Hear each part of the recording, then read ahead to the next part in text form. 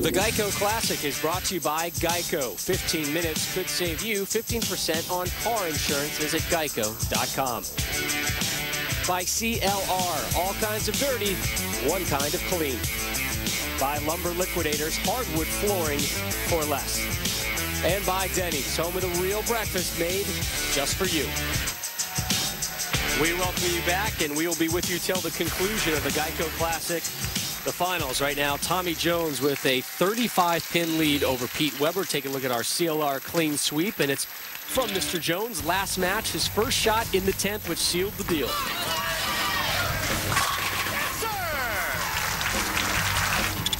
That enabled him to take care of Tommy DeLutz Jr. 268 to 244.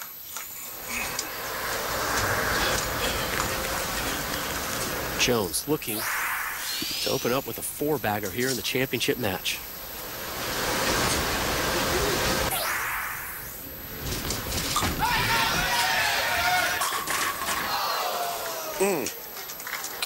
Really wasn't worried about that one.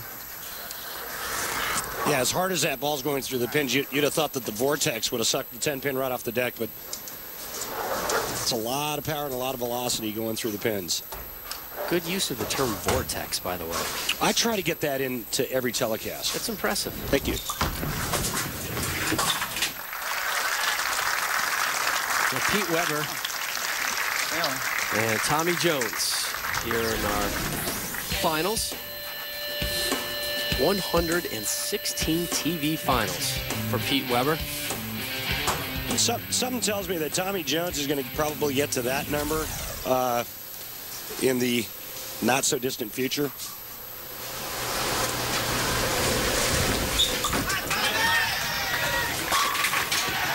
Jones has got a beat on his 12th tour title and second of the season. And the lead at 34. Up now, Pete Weber. Now, if the pins could talk right before Tommy Jones's ball hits the pins, I'll tell you what they'd say. Bounce back strike for Weber. They really plowed them. With all that power going through the pins, you know what they'd say if they could talk? Don't tase me, bro! You've been saying that since like 10 a.m. out here. I just can't get it out of my head. Well, Pete Weber has been bowling like money all week, but kind of like loose change here in the finals. Open frames in the 3rd and the 4th, but he started with opening strikes and has one here in the 5th. Looking for one in the 6th. There you go. I don't think that's going to go on the DVD instructional how to strike, but a strike is a strike. Ebonite Digitrax numbers. You see where the players are at the arrows, and the break point is down the lane at about 35 to 40 feet. Similar lines, but a lot more speed with Mr. Jones and a lot more power.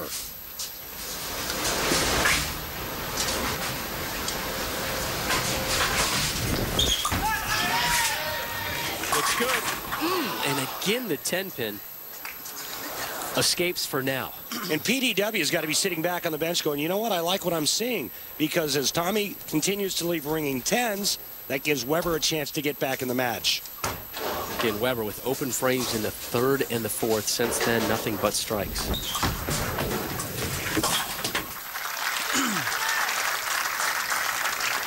A win today for Tommy Jones, and he would become the 30th athlete in Denny's PBA Tour history to have won 12 or more titles. And also, the only bowler to have won at least 2 titles in each of the last 4 seasons.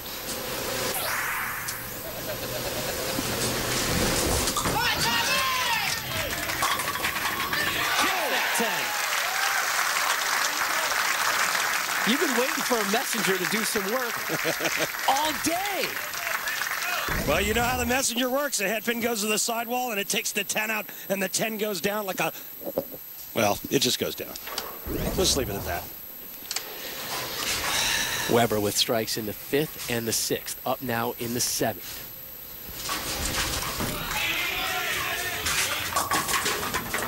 Again, looked like the balance was off a little bit. Oh, man. You know, this is the Throw it first good, and it just not good. the first time that Pete's ever made a telecast on the cheetah pattern. He said he's won a couple of regionals on the pattern, but first time on the big tour That thing 100 miles an hour, too. of making the show. And I don't think Pete is real comfortable throwing it that fast. He's done it all week. He bowled great all week. He led this tournament all week. And right now, he just doesn't look comfortable throwing it at that speed. Down 25.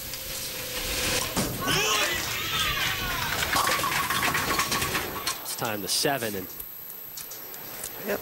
up next for Pete Weber and the rest of the PBA Tour is the U.S. Open next week in New Jersey. And he was very open and honest with us yesterday with his love affair of the U.S. Open. It's the only true test we have in bowling. That's the one tournament I like because the best bowler wins. That's no offense to all the other tournaments, but when you have, what are we talking, a 492 bowler field next week, rolling practice is going on tomorrow, I believe. Monday, yep. Some pro-ams, and then rolling Tuesday, Wednesday, Thursday. Cuts finally happen.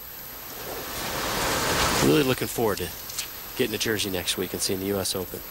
Jones maybe heading to Jersey on quite a roll, no pun intended. Another strike. Right now, Tommy Jones's only focus is winning the 2008 Geico Classic. And he's in very good position, up 36 right now. Tommy Jones is in the 220s already. The best Pete Weber can shoot 213.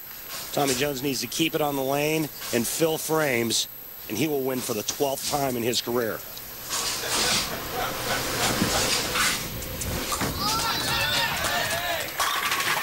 Three in a row. That pretty much seals the deal. With any kind of pin count and open frame, Tommy Jones will be in the 220s.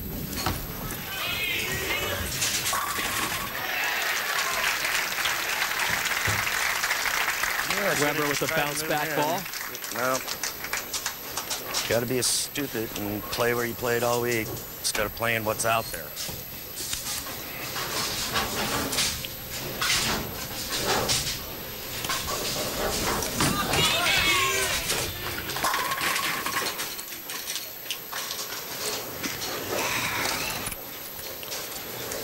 And that makes it official. Jones, your winner of the Geico Classic, his second of the season and 12th of his career.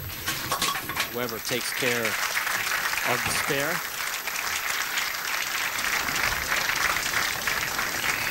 And we'll roll his last ball here.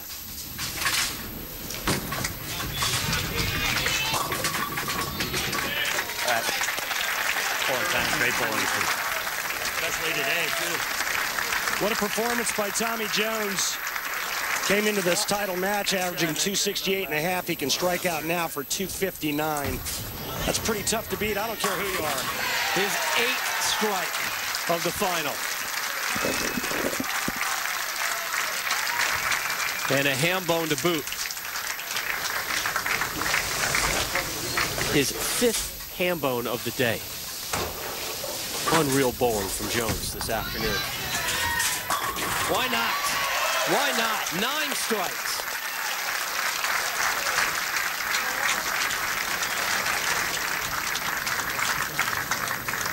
Jones dropped 10 strikes on Walter Ray Williams Jr. in match number 2, trying to match it right now versus Pete Weber.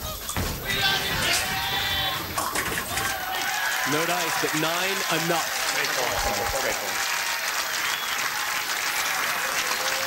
257, 191. Save Daddy some candy. Tommy Jones with tour title number 12.